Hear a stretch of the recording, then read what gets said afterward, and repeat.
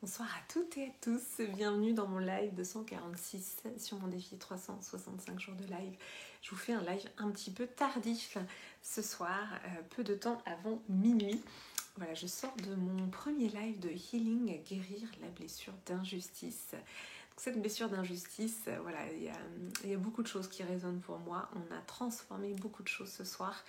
C'est la dernière blessure qu'on est venu aborder dans mon programme qui s'appelle Healing. Voilà, vous savez tout.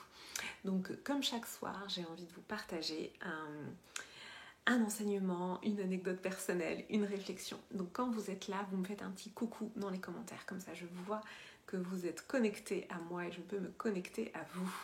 Et si vous êtes là en replay, vous pouvez me mettre le hashtag replay. Alors dans ce live, j'avais envie de vous parler de ce livre d'Antonio Damasio qui s'appelle L'erreur de Descartes.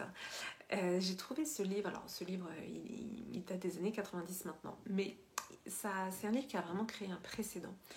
Parce que, rappelons que nous sommes en France, dans un pays cartésien. Nous sommes le pays de Descartes. Et ça a beaucoup de conséquences sur beaucoup de choses, sur notamment notre façon de penser. Moi, je me suis beaucoup intéressée aux croyances qui structurent notre cerveau. Parce qu'en fait, nous sommes tous issus d'une culture. Et chaque culture est différente. Et coucou Maude, merci pour ta présence. En fait, chaque culture est différente et ça imprime en nous des croyances, ça imprime en nous des façons de penser, donc ça imprime en nous des comportements. Et en France, il y a quelque chose de très très fort qui est le cartésianisme, qui provient donc de Descartes. Et donc Descartes qui est un contemporain de Spinoza, donc c'est 17e siècle à peu près. Descartes a vraiment posé pour lui la séparation du corps et de l'esprit. Donc pour lui, c'était deux choses différentes. Et il y avait d'un côté la raison, d'un côté les émotions. Et évidemment, le rationalisme vient de là. C'est-à-dire que pour Descartes, le plus important, c'est la raison, certainement pas les émotions. Donc ça c'est 17e siècle, Descartes pose ça et va influencer pendant des siècles la façon de penser à la française. Merci Maud. Pendant des siècles, donc c'est là que c'est impressionnant, c'est de se dire que Descartes, il a posé ça au XVIIe siècle et pendant des siècles, ça a complètement imprégné, et encore aujourd'hui, notre façon de penser en Europe, mais vraiment beaucoup en France, puisque nous sommes le pays de Descartes. Et ce que montre Antonio Damasio, qui est donc ce neuroscientifique qui a écrit ce livre dans les années 90, L'erreur de Descartes, ce qu'il montre, c'est qu'en fait, donc au XVIIe siècle, Descartes posait ça, et dans le même temps, Spinoza, qui est un philosophe, posait l'inverse et disait que, en fait, nos émotions, ce sont nos émotions qui quelque part, guident nos actions. Et donc, pour moi, en France, on est encore aujourd'hui dans cet entre-deux, où finalement, les neurosciences et le marketing, d'ailleurs, utilisent les émotions des gens, parce que ce soit les neurosciences ou le marketing, on sait très bien que les gens font leur choix avec leurs émotions. Je pense aussi à d'autres secteurs comme par exemple l'aéronautique, l'aérospatiale, l'armée. Ils savent très bien que c'est les émotions qui dirigent nos actions, entre guillemets. Et que donc l'intelligence émotionnelle, ce n'est pas étouffer nos émotions, c'est comprendre les mécanismes qui nous font prendre des décisions. Donc pour moi en France, on a encore ce cheminement à faire de reconnaître l'importance en effet des émotions et aussi de lâcher notre attachement au rationalisme. En fait, aujourd'hui, ce que je constate, c'est qu'on est attaché au rationalisme en France. Ça rassure énormément.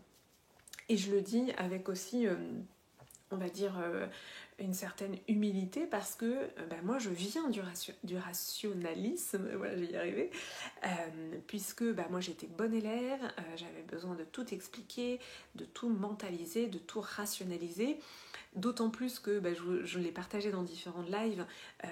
Mes parents faisaient du yoga, de la méditation, des choses qui étaient assez avant-gardistes à l'époque, et du coup moi ça me déstabilisait énormément d'avoir des parents que je considérais comme marginaux et je voyais pas ça autour de moi, et donc du coup je me suis beaucoup rattachée au rationalisme parce que tout simplement ça me déstabilisait d'avoir des parents comme ça.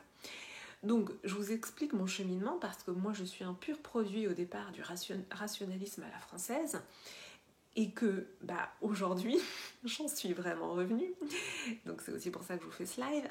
J'en suis revenue et même je suis allée encore plus loin, mais ça a été un long cheminement de me détacher en fait de ce rationalisme qui cherche à tout expliquer, de cette surpondération du mental, parce que ça a quelque chose de très rassurant et que c'est la façon dont on a été élevé en France. Donc comme on a été élevé avec ça, avec ce rationalisme et ce poids du mental, eh bien c'est comme une bouée un peu de sauvetage à laquelle on se raccroche. Et moi, il m'a fallu en effet beaucoup de preuves pour pouvoir lâcher ce rationalisme. Donc c'est aussi pour ça que je me suis passionnée pour les neurosciences. Et aussi, quand je dis que je suis allée plus loin, je me suis aussi intéressée à Carl Gustav Jung, qui est un disciple à la base de Freud, qui lui a aussi posé quelque chose d'autre, qui est une sorte de transcendance et de spiritualité. Et ça, c'était quelque chose qui m'était complètement étranger auparavant. Pareil, pour toujours les mêmes raisons, puisque ayant eu des parents un peu originaux, pour moi, j'avais mis tout dans le même sac. C'était hors de question de m'intéresser à autre chose que le rationnel. Et puis, les événements de la vie faisant, je me suis ouverte à ça parce que tout simplement j'y ai trouvé des réponses. Et puis comme j'ai un esprit très rationnel, j'ai aussi beaucoup étudié, recherché. J'ai lu beaucoup de livres, j'ai regardé beaucoup de documentaires et j'ai recroisé toutes les informations et je me suis dit ah ouais, peut-être qu'en fait il y a quelque chose à creuser là-dessus. Et en France, on reste assez fermé sur ces sujets-là, alors qu'aux États-Unis, il y a beaucoup d'ouverture sur tous ces sujets-là, et notamment là où on vit une époque formidable, c'est que la science est en train de croiser avec des choses qu'on savait intuitivement, puisqu'on est en train de démontrer qu'on a vraiment une aura autour du corps, que les chakras sont des roues d'énergie qui existent vraiment. Donc tout ça, c'est des choses qui sont en train d'être démontrées aux États-Unis, mais en France, non, on s'y intéresse pas du tout. Enfin si, on s'y intéresse, mais plutôt la communauté scientifique, pas du tout. Donc pour moi, il y a encore en effet ce cheminement à faire. En tout cas, pour ma part, c'est des choses auxquelles je suis sensible et auxquelles maintenant je me suis formée.